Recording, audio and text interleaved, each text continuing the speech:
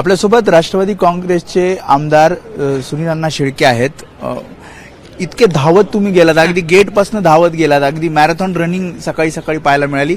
काय नेमकं कारण होतं, नेमकं काय झालं होतं? नाही, आज माझ्या मतदारसंघातील जल जीवन मिशन अंतर्गत ज्या पाण्याच्या संपूर्ण योजना सुरू आहेत त्यावरती तक्रारी मागील काही दिवसापासून मंत्री महोदयांकडे दिल्या होत्या आणि आज त्या संदर्भामध्ये लक्षवेधी ही उपस्थित केली होती.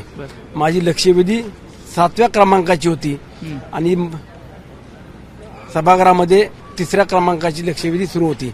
मला निरोप आला की 3ऱ्या क्रमांकानंतर तुमची लगेच लक्षवेधी घेतली जाणार आहे.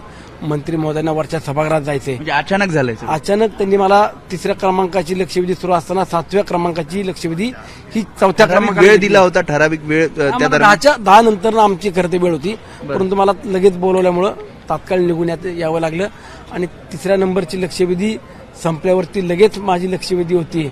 याकरता मला धावपळ करत यावं लागलं. बाकी त्या मागचा दुसरा कुठला अर्थ नाही, परंतु जी लक्षवेधी होती ती देखील अत्यंत महत्वाची होती. संपूर्ण राज्यामध्ये जल जीवन मिशन अंतर्गत गाव वाड्या पाड्यांवरती प्रत्येक वस्तीवरती नळाद्वारे पाणी मिळालं पाहिजे अशी एक महत्वाकांक्षी योजना संपूर्ण राज्यात सुरू होती किंवा सध्या परिस्थितीमध्ये देखील ती सुरू आहे. आणि या योजनेच्या अंतर्गत बऱ्याच ठिकाणी भ्रष्टाचार होतोय, निकृष्ट दर्जाची कामं केली जात आहेत.